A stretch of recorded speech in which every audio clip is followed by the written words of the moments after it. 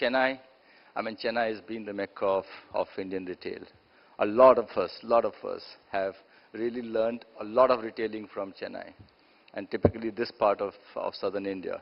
I very clearly recollect Mr. Kishore Biyani, the CEO of Future Group statement saying that before starting his Big Bazaar, he came and the whole company, 10, 12, 15 people spend a lot of time. In fact, he said almost a week in Saravana Bhavan just to understand as to how you do retail to the mass and how you manage the kind of traffic, whether there is a traffic management system available or not, but the traffic is managed very, very beautifully. So to me, I think southern region, whether it is Chennai or whether it is Hyderabad or whether it is Bangalore or even Kerala, I think there's a huge amount of development that's happening on retail. Last week I happened to be in Kochi, saw the new Lulu Mall, 1.5 lakh people on the Saturday, Sunday.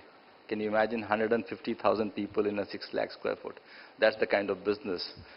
A rough guesstimate I made for the hypermarket there, and my guesstimate is in the first year they'll do 250 to 300 crore business from one store. Okay, and I'm hoping that end of the year somebody from there will call me and say, Mr. Nagesh, yes, we have done 300 crores, but my guesstimate is that. Can you imagine a store of 50, 60, 70 million dollar from one store? Although figures are not available, but I am told that there are lots of 300 crores and 400 crores and 500 crores on the T-Nagar, one single strip. So I'm also looking forward to the release of the book, Men Behind Miles. I hope RAI and Vidya have been able to get together some figures because they would be really, really revealing. It's just not about business or sales. It's also about culture. It's also about family. It's also about the values that you build in creating retail business. I can vouch and tell you that I have not seen a single successful business in retail anywhere in the world which is not formed on very, very strong values. I was very fortunate. Last month I was in Bentonville visiting the Walmart headquarters, and then they took me to the small museum that they have of Mr. Walton. It's a small museum. In the museum there are a lot of things which are there, which are kept and which talks about customers who returned goods because it didn't work.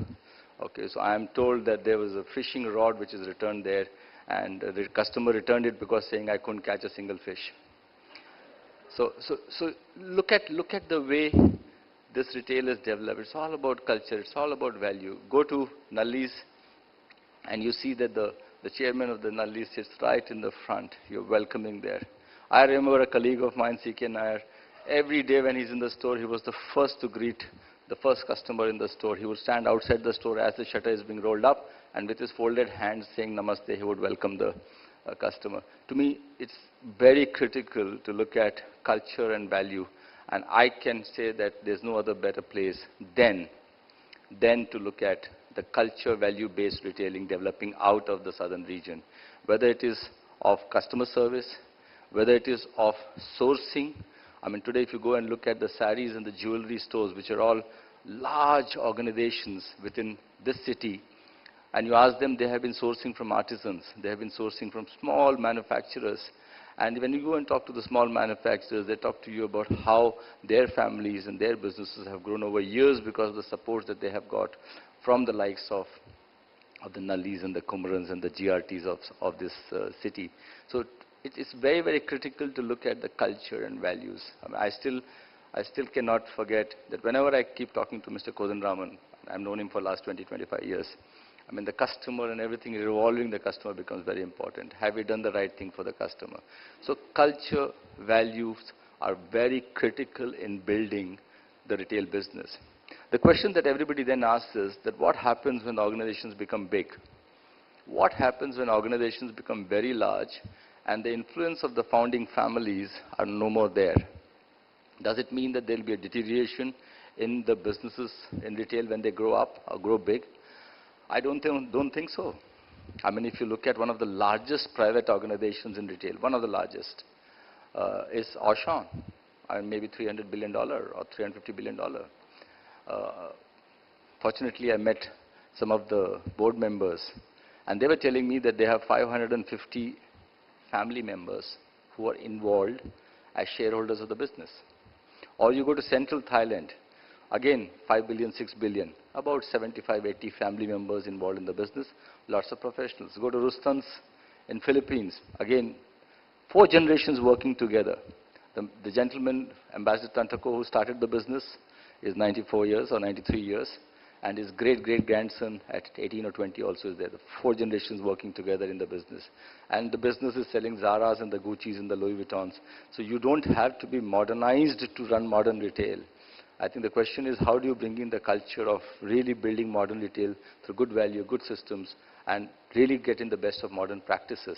So the important word is the modern practices. And modern practices is also to be in sync with what's happening to the consumers. We can't say that we were born in 1901, so we will work in the 1901 way. No. I mean, you will deliver probably in the 1901 way, but for a consumer who is the yesterday's consumer. And the yesterday's consumer is a very, very different consumer.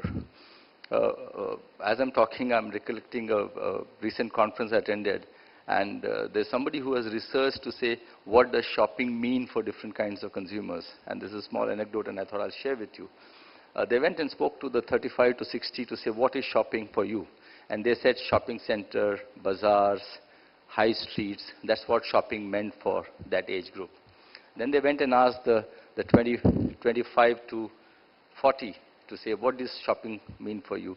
They said malls, urban centers, high-end, luxury. Then they came and asked the 15 to 30 to say, what is shopping meant for you? Or what does it mean for you? And they said, online shopping, computers, and they use the fingers like that, yeah. So that's what. So in their minds, there's nothing called malls, there's nothing called high streets, there's no streets. And then they went and asked kids in the age of 5 to 15 and said, what is shopping in your minds? And the only thing they said was, only swiping hands. They have also lost the meaning of using fingers to touch keyboards. It's all swipes, it's all screen-based, touch-based. So now, we may be a traditional retailer, we may be a 100-year-old retailer, but don't forget we'll have to serve these youngsters of today and tomorrow who want to swipe. So